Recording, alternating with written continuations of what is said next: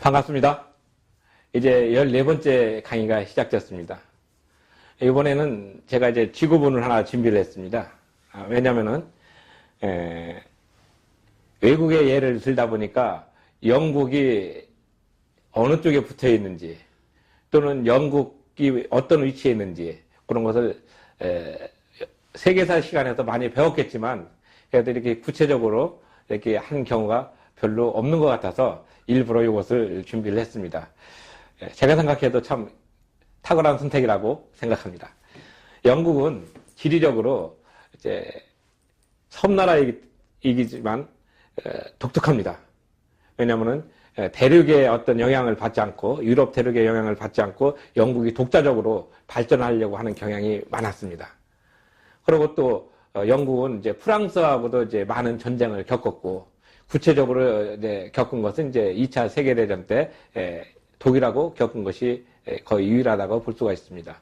왜냐하면 그 당시는 이제 나라가 경계가 정해져 있다고 하지만은 대부분 이제 그 왕에 의해서 그 왕도 또 이렇게 그 결혼과 또 여러 가지 그런 그 친인적 관계로 인해서 맺어졌기 때문에 상당히 이렇게 소위 지금으로 얘기한다면 가족적인 분위기 속에 국가를 이제 운영하던 그런 전제 정치적인 시대였습니다. 그래서 그러한 것들이 이제 사람들의 어떤 의식과 또 지리적인 모습, 그 다음에 소유권, 그 다음에 생명권, 재산권 이런 모든 것들이 이제 분화가 되다 보니까 이제 국가가 해야 될 것과 개인이 해야 될 것이 이제 다시 이제 구분이 되죠. 그래서 영국의 그 어떤 종교적인 모습, 지난 강의 때 몇 사람 들었습니다. 여러분, 제가 들은 사람들은 꼭 여러분이 필요하기 때문에 말씀을 드린 겁니다. 예를 들어서 에라스무스라든지 또는 크랜머 대주교, 그 다음에 존 녹스, 오웬, 리처드 백스터 이런 분들은 이제 영국 그 역사에 다른 분들도 다 있죠. 예를 들어서 위클리프나 또는 이제 틴들 이런 분들은 성경을 우리에게 가장 가깝게 근접할 수 있도록 이렇게 설명을 하고 또 번역을 했습니다. 그래서 이제 사제들 당시 신부들이 이제 그 어떤 일이 있었냐면은 그 전에 그러니까 1300년도 때 이제 흑사병이 돌아가지고 이게 많은 사람이 죽어갔습니다. 많은 사람이 죽어가니까 어떤 현상이 일어났냐면은 이제 신부들이 많이 죽었거든요. 그러니까 이제 신부들을 갖다가 이제 돈을 주고서 이제 임명을 하죠. 근데 그분들이 거의 배움이 없다 보니까 이제 그 어떤 사람들한테 이제 성경 말씀을 번역하고 해석하고 해주는 데는 상당히 미진했습니다. 그래서 이제 그 유럽 성당을 이렇게 가보게 되면은 성당 안에는 이제 뭐 사복음서에 있는 예수님이 양을 치는 모습, 양을 끌고 가는 모습, 뭐 이런 성화가 많이 있지만 성당 바깥에는 뭐 뱀이라든지 원숭이라든지 용이라든지 이런 것들을 많이 있었어요. 왜 그랬냐면은 제가 이제 그걸 물어보니까 어떤 대답이 왔냐면은 교회 안에서는 예수님한테 있는 이런 구원의 길이 있지만 교회 밖에는 이렇게 사탄들이 설치는 세상이다. 그러니까 교회를 믿어야 된다는 걸 상징적으로 이렇게 표현했다고 얘기를 했습니다. 그것도 상당히 좋은 어떤 해석 방법이구나. 제가 그렇게 생각하고 웃음을 지었던 때가 있었습니다. 마찬가지로 영국에서 이렇게 종교의 자유를 찾아서 많은 사람들이 노력을 했다는 것은 말씀을 드렸습니다. 특히 청교도들이 신앙의 어떤 복음을 순수하게 지키고자 했던 오직 성경으로만 가려고 했던 그런 부분. 그래서 로이드 존스 목사님은 존 눅스가 스코틀랜드 장로교회를 이렇게 교회의 그 원형으로 이렇게 표현을 한 것도 우리가 알 수가 있습니다. 오늘 14번째 강의에서는 이제 프랑스에 대해서 간단하게 말씀을 올리고자 합니다. 프랑스도 상당히 중요한 역할을 하는데 1789년도에 이제 우리가 잘 아는 바와 같이 자유평등 박애라는 이름으로 이제 대혁명이 일어나죠. 그래서 세계 뭐 3대 혁명 한다면 뭐 프랑스 대혁명 꼽고 미국 독립선언 버지니아 장전 이런 경우로 꼽는 경우도 있지 않습니까? 근데 이제 저는 이제 프랑스가 왜 위대한 어떤 신앙의 어떤 모습으로 갔냐면은 이제 여기 이 교재 보면은 이제 92쪽에 프랑스의 그 1598년에 이제 낭트 칙령이라는 것이 있습니다. 이것은 이제 카톨릭이 프랑스에는 상당히 강한 세력을 가지고 있었는데 여기에 이제 저항을 해가지고 종교의 어떤 그 자율성을 강조를 했습니다. 그래서 그들을 이제 프랑스에서는 이제 의고노라는 용어를 써서 했는데 이들한테 이제 탄압을 가해주는 게 당연한 거 아니겠습니까? 왜냐면 로마 카톨릭의 세력에서 떨어져 나가려고 하면은 편입시키려고 하는 게 당연한 욕심이죠. 그래서 이들을 이제 탄압을 했다가 그래도 이제 신앙의 자유를 좀 해줘야 되지 않는가. 그래서 이제 그 낭트 칙령이라고 해가지고 이제 앙리 4세가 이렇게 종교를 조금 관용을 베풀었어요. 근데 물론 이것도 좋았는데 그 4년 후에 이것이 이제 파기가 되면서 다시 또 탄압이 되죠. 그래서 프랑스는 전통적으로 인간의 삶에 대한 것을 이렇게 옥죄는 것을 용납하지 않았습니다. 그래서 사람들이 이제 그런 것들에서 저항을 하고 피로써 이제 신앙의 어떤 그 자유를 지키고 노력을 했던 것이죠. 근데 우리는 이제 프랑스를 보면은 이제 어떤 그 프랑스, 그 다음에 그 우위로는 영국, 옆으로는 이제 독일, 그 다음에 이탈리아, 이렇게 붙어 있어가지고 이제 프랑스를 별로 이렇게 신앙의 어떤 부분에서는 큰 역할이 없지 않았는가, 이렇게 생각하는 경향도 있지만 사실 프랑스의 어떤 그 신교, 그 의근호들의 그 어떤 처절한 투쟁은 엄청나게 치열했습니다. 그래가지고 이제 그 당시 그 지도층들도 신교를 많이 지지를 했었죠. 여기 이제 제가 이제 쓴 것에 보면은 이제 어떤 거든지 공공질서를 파괴하면 안 된다. 그렇게 나와 있고, 그 다음에 또 인간의 어떤 그 삶에 대해서 기본적인 것은 건들면 안 된다. 이렇게 아주 명문화를 시켰습니다. 그래가지고 이제 프랑스가 이제 그 자유평등 박애라는 어떤 그런 부분에서 삶을 했는데, 그 당시 이제 프랑스 사람들의 어떤 성향을 보면은 이제 2.5%가 자유민이었습니다. 나머지 이제 농노였죠. 그러니까 영주하고 계약 관계에 있어서 이 사람들한테는 그렇게 큰 혜택을 못 받고, 나중에 이제 1848년도 이제 산업혁명이 이제 막 일어나면서 이제 영국으로부터 또는 이제 독일로부터 그런 어떤 그 자유 물결이 흘러와가지고 이제 보편화가 되죠. 근데 중요한 것은 뭐냐면은 이렇게 그 당시 개신교인의 사람을 이제 핍박함으로써 그들이 이제 어디로 가냐면은 저쪽 그 북유럽이나 네덜란드나 덴마크나 이쪽으로 퍼져나갑니다. 독일의 그 위쪽으로. 전통적으로 이제 게르만 민족은 조금 이렇게 좀 야만적인 어떤 모습이 있었다고 했었는데, 이들이 가가지고 상당히 그 상공인으로서 장사도 잘하고 또 물건도 잘 만들고, 그래가지고 이제 새롭게 지식인으로 이제 중상인, 그러니까 돈 있는 중산층으로 이제 부각되면서 이제 세력을 얻게 됩니다. 그것이 이제 독일에서 이제 한자 동맹으로 이루어지고, 여기에서는 이제 그 부르주아라는 어떤 그 개념보다는 이제 상공인으로서 국가적인 위치를 차지하면서 그들이 이제 종교를 이제 자유롭게 할 수 있는 원동력이 되게 됩니다.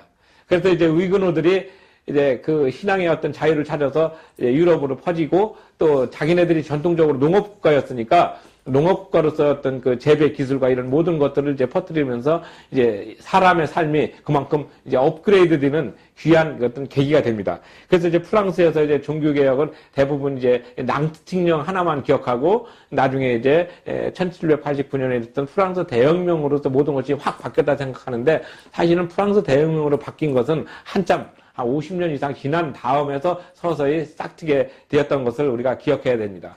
그래서 이제 그 낭트 칙령이 왜 중요하냐면은 앙리 4세에서 신앙의 어떤 그 자유, 종교의 자유를 어느 정도 이렇게 풀어주었고 또 관용을 베풀었는데, 이제 로마 카톨릭에서는 그러한 것을 이제 용납하지 않고 지속적으로 탄압했던 사건입니다.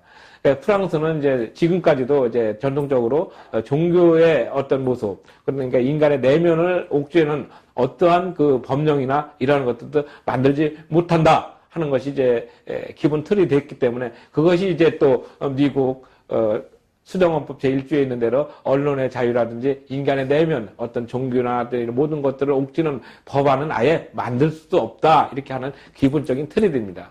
우리 교회법도 거기에 보면은 똑같습니다. 교회법도 하나님의 법에 대해서는 인간이 어떤 형태가 됐더라도 바뀌거나 새롭게 만들 수가 없습니다. 그것은 예수님도 그렇게 말씀하셨죠. 1.1일이라도 함부로 바꾸거나 빼거나 하면은 거기에 상응하는 벌이 있을 것이다. 이렇게 분명히 말씀하셨던 것을 기억하면은 우리가 종교의 자유, 또 신앙의 자유, 또 어떤 내면적인 어떤 내심의 자유, 이런 모든 것들은 하나님의 법에 기착되어 있다는 것을 기억해야 됩니다. 이제 우리가 생각할 때 사상의 자유, 양심의 자유, 또 내심의 자유 이런 것이 이제 우리 자주 쓰는데 좀 혼돈스러워서 제가 정리를 해드리겠습니다. 다 똑같은 사람의 내면을 다루는 것인데 독일에서 이제 일본 학자들에 의해서 법이 번역될 때 사상의 자유를 내심의 자유로 표현을 했습니다. 그래서 이제 어떤 독일에서 유럽에서 공부하고 오신 분은 독일 기본법에서 내심의 자유를 많이 쓰는 경향이 있고, 또 우리는 이제 사상의 자유로 많이 쓰는 경우가 있습니다. 우리 헌법도 이제 처음에는 사상의 자유로 했다가 나중에 이제 양심의 자유로 변했습니다. 그래서 이제 양심이란 것이 무엇인가, 또는 사상이란 것이 무엇인가, 또는 내심의 자유란 것이 무엇인가, 이런 모든 것들은 실제적으로 우리의 이성에 대한 어떤 그런 부분을 표현하는 방법적인 부분이라는 것을 기억해 주셨으면 좋겠습니다. 그리고 이제 프랑스는 전통적으로 이제 공화정을 선언을 했고, 또 그런 관계에 있었기 때문에 종교에 대해서는 이렇게 억압하거나 또 종교에 대해서 어떤 부분을 이렇게 좀 이렇게 제한하려고 하는 그러한 경향은 거의 없습니다. 그래서 늘 우리가 프랑스를 볼 때는 이렇게 예술의 나라, 또는 자유로운 영혼의 나라, 이렇게 해가지고 했지만, 실제로 프랑스가 그 당시에 스페인과 영국과 이탈리아와 독일의 어떤 중간 지역에 있었기 때문에 이렇게 통로 역할을 해서 그 나라가 자유롭게 교역을 하고 발전했기 때문에 종교의 자유에 대해서는 더 말할 것도 없이 그런 제약을 하지 않았습니다. 그리고 이제 프랑스에서 특별하게 우리가 느껴야 될 부분이 뭐냐면은, 종교의 자유에 대한 어떤 처절한 피해 역사, 소위 의견의 역사를 대표적으로 볼 수 있는데, 그 역사가 우리가 이제 많이 안 배웠던 부분을 이제는 우리가 새롭게 아셔야 될 것 같습니다. 그러니까 이런 부분들에서 좀 더 구체적인 것은 아까 말씀드린 대로 인터넷이나 또는 위키토피아, 또는 거기에 관계된 사이트에 들어가셔가지고 깊이 있게 공부하시면 좋을 것 같습니다. 그래서 우리가 신앙의 자유, 또 교회의 자유, 이런 것을 갖는다는 것이 결코 쉬운 일은 아니란 사실입니다. 우리는 자유롭게 교회를 믿고 또 자유롭게 신앙을 선택할 수 있는 이런 것이 있던 그 자체가, 이런 분들의 어떤 뼈저린 그런 모습이 있었다는 것을 항상 기억하셔야 됩니다. 그래서 이제 프랑스가 이제 그렇게 됐는데, 또 그 옆 나라 독일과의 관계는 또 뺄 수가 없죠.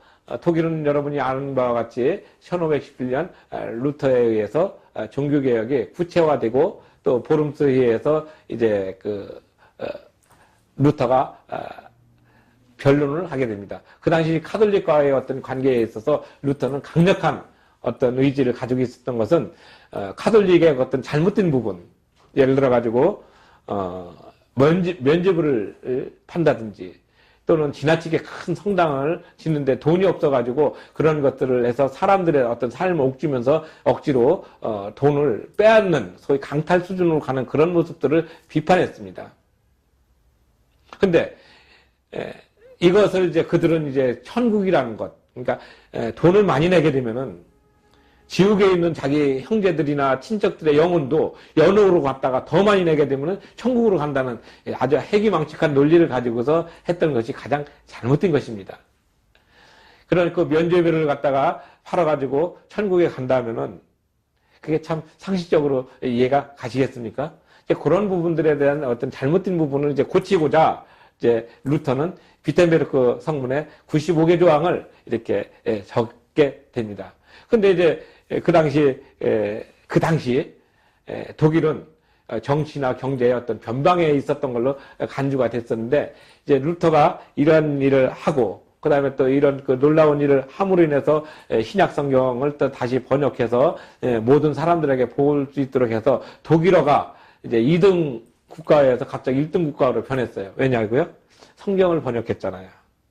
그러니까 성경을 번역한 공로로 독일어가 이제 야만의 어떤 언어가 아니라 공용어로서, 국제어로서 부상하게 되는 놀라운 그 부산물도 얻게 됐습니다. 물론 이것도 제 의견이 아니라 많은 사람들이 성서학자나 또는 제도나 문화를 연구하는 분들이 얘기하는 그런 부분입니다. 그리고 이제 이 교과서 지금 현재 교역백과인데 94쪽에 보면 이제 독일의 어떤 종교 부분이 나오게 됩니다. 그래서 이제 독일은 이제 원래 이렇게 기독교하고는 관계가 없었습니다. 왜냐하면 저쪽 북유럽 또는 이제 그쪽 코펜하겐이라든지 네덜란드 그쪽에서 내려왔던 그런 어떤 민족이었기 때문에 종교라는 것은 갖지 않고 거기는 각 지역마다 소위 족장에 따라 가지고 이렇게 산재되어 있는 모습으로 있다가 이제 여기 있는 데는 498년에 이제 클로비스가 기독교로 개종을 하게 됩니다. 그 기독교로 개종을 하면서 이제 기독교의 어떤 틀을 가지고서 이제 독일이 발전하게 됩니다. 그래서 이제 그 후에 이제 843년에 베르딩 조약에 의해 가지고 이제 중앙집권적으로 국가가 재편이 되고, 그 다음에 이제 정치적인 어떤 입김을 조금씩 발휘하게 됩니다. 그래서 이제 독일은 로마 카톨릭하고 갈등을 생기게 되는데, 그게 이제 1077년에 일었던 카누타의 굴욕이라고 해서 하일리 4세가 교황 앞에 무릎을 꿇고 3일 동안 서 있었던 사건이 납니다. 물론 이제 그 사건이 나고 난 다음에 이제 다시 또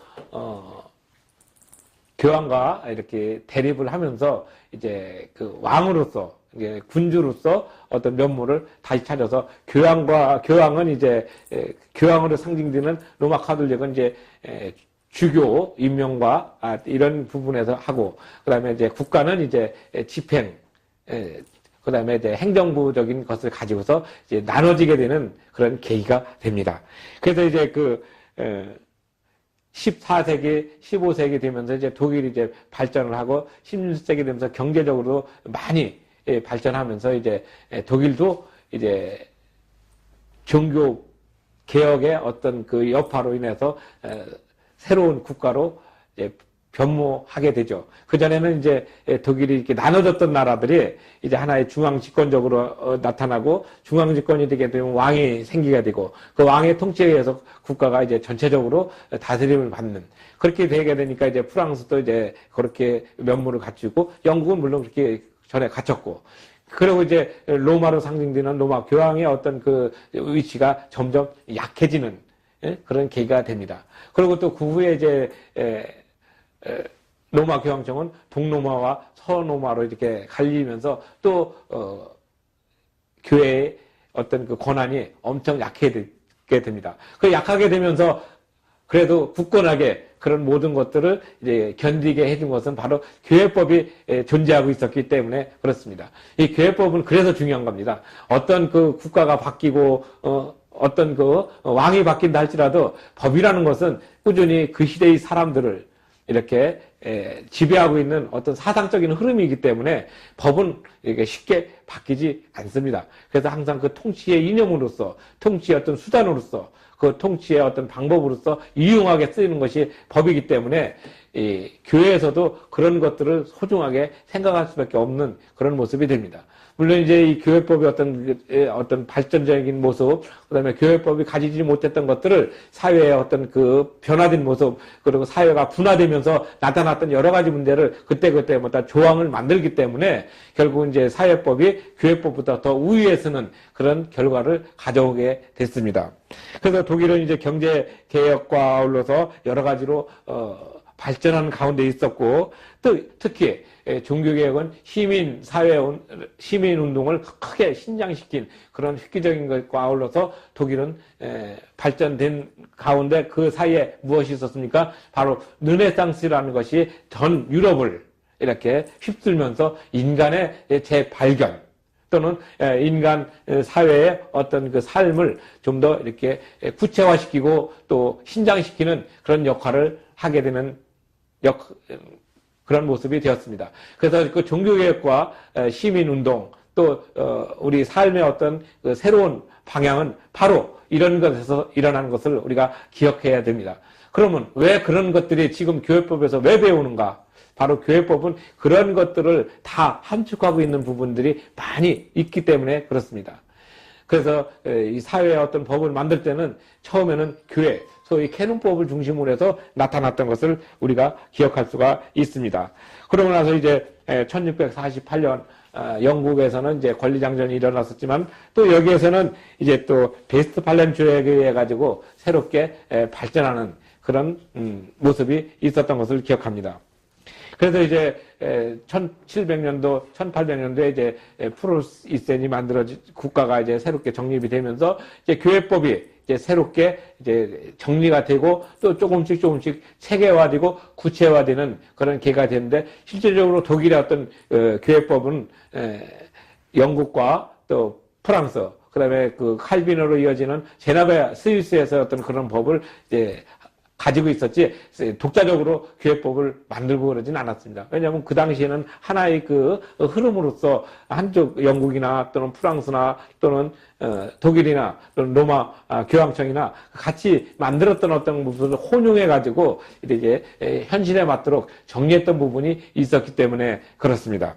그래서 독일은 이렇게 종교의 어떤 모습 소위 그 내심의 자유라는 어떤 고귀한 그 모습을 항상 지키고 있었고 그것이 이제 발전이 됐는데 이제 그렇게 된다면 우리가 한 가지 의문이 있을 수가 있습니다. 그렇다면 독일은 어떻게 해서 제2차 세계대전이 일어나면서 독일 히틀러가 그런 무자비한 어떤 종교 탄압과여서 유태인 탄압 소위 홀로코스트가 있을 수 있고 전 세계 사람들에게 선전포고를 해서 이렇게 힘들게 할 수 있었는가 하는 그런 의문이 생기지만 그런 의문은 다음에 새로운 장으로서 여러분에게 말씀을 드리고 지금은 교회법이 이제 어떻게 이제 발전하고 있었는가 하는 것을 이제 영국과 프랑스와 독일의 경우 세 나라를 이렇게 정리했습니다.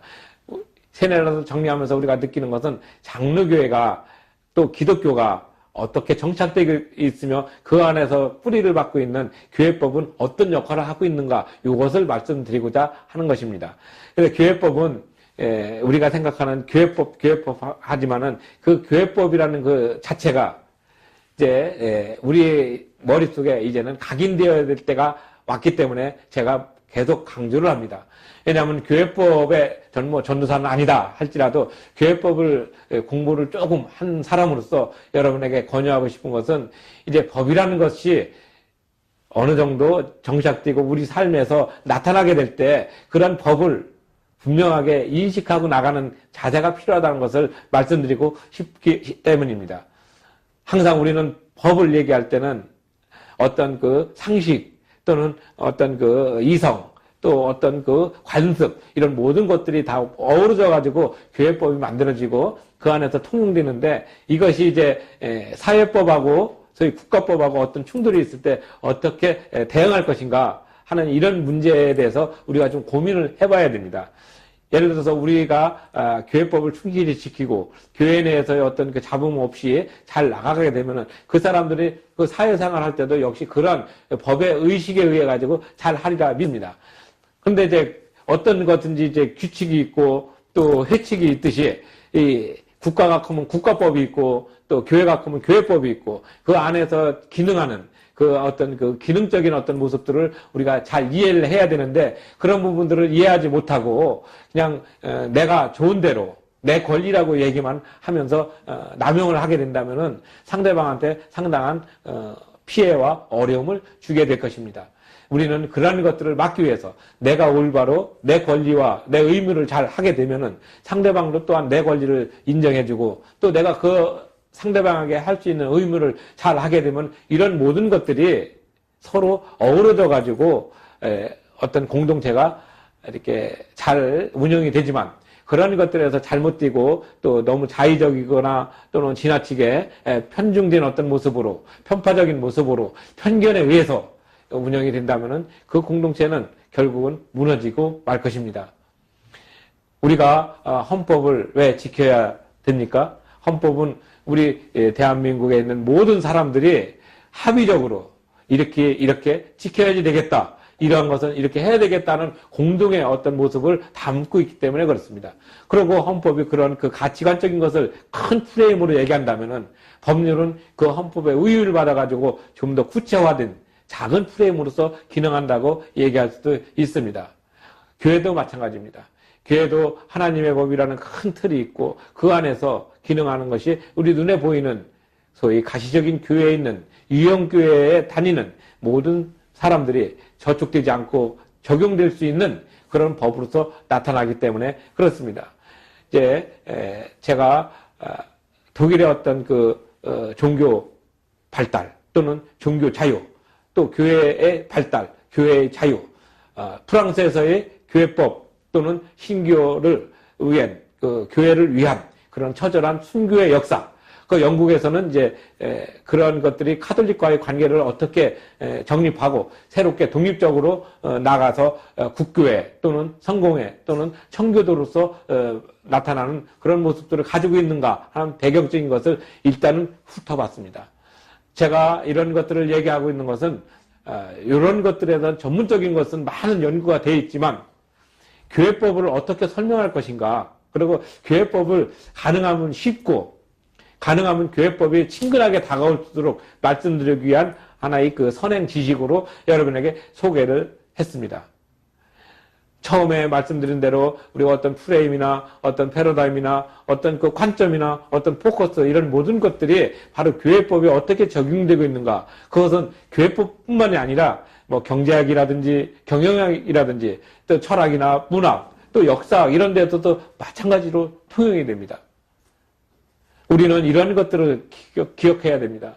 그리고 또 한 것이 이런 것이 부분적으로는 나눠질 수 있지만 그것이 전체적인 흐름의 한 부분으로서 나타나는 소위 거시적인 안목으로 보면서 미시적으로 분석해 볼 수 있는 그런 자세가 필요합니다. 법은 우리의 삶을 편안하게 해주는 아주 좋은 도구입니다. 그래서 이런 그 말씀드린 대로 어떤 프레임적인 요소, 또 가치관적인 요소, 통찰적인 요소, 그리고 또 패러다임적인 요소 이런 모든 것들은 이 법을 어떻게 해석하고 어떻게 적용하면서 결국 궁극적으로 개인의 삶이 얼마만큼 업그레이드된 모습으로 그리고 또 하나님의 법에 가장 순응하는 모습으로 나타날 것인가 하는 것을 이제 가늠하는 어떤 그 다듬어지는 도구라고 생각하면 좋겠습니다. 우리가 기도할 때 늘 하나님께서 나를 다듬어 주시고 나를 만져 주시고 하는 이런 그 기도를 하는 경우도 있습니다. 바로 법이라는 것도 우리가 어떤 그 모습으로 이렇게 바라볼 것인가 개인의 가치관에 따라서 다 다르게 나타나고 개인의 관점에 따라서 다 다르게 나타나는 그런 모습이지만 궁극적으로는 예수 그리스도를 지향하고 있다는 사실 궁극적으로는 하나님이 이 세상을 어떻게 통치하고 계시다는 것을 우리가 느낄 수 있는 아주 작은 부분이기도 합니다. 그래서 이 법이라는 것은 우리가 생각하는 대로 어렵고 힘든 그런 것이 아니라 하나님께서 우리에게 주신 그런 신앙의 고백으로 나타나는 것이라고 생각하면은 정말 좋겠습니다.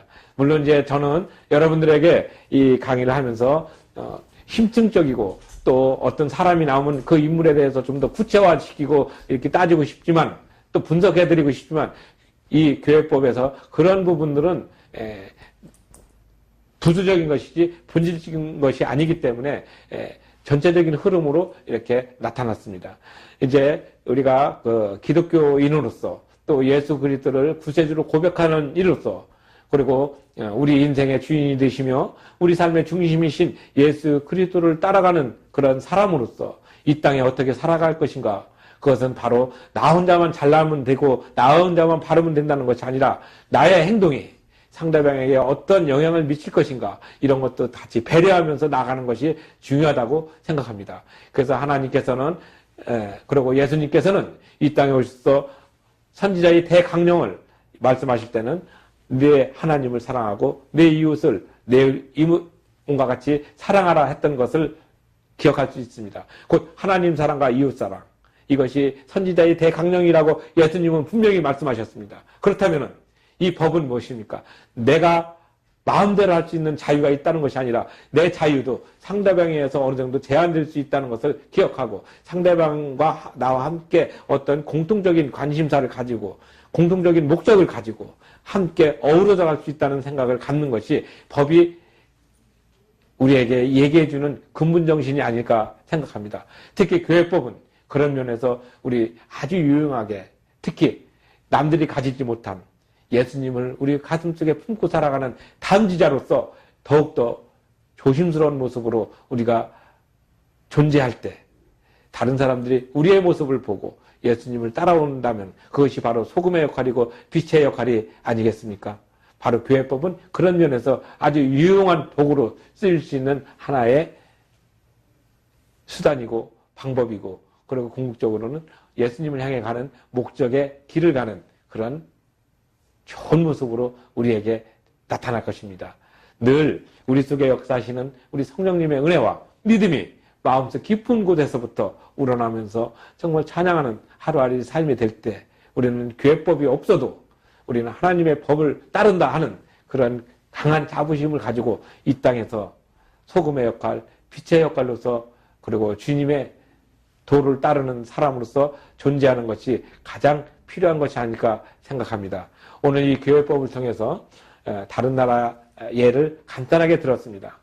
많이 부족하지만 또 그러한 것들을 심도 있게 공부할 수 있는 그런 방법은 이 책에 분명히 기록해 있고 또 이 책의 내용이 또 의문이 난다면은 또 개인적으로 제 메일이나 전화로 문의해 주시면은 친절하게 응대해 드리겠습니다. 정말 오랜 시간 들어주셔서 감사합니다.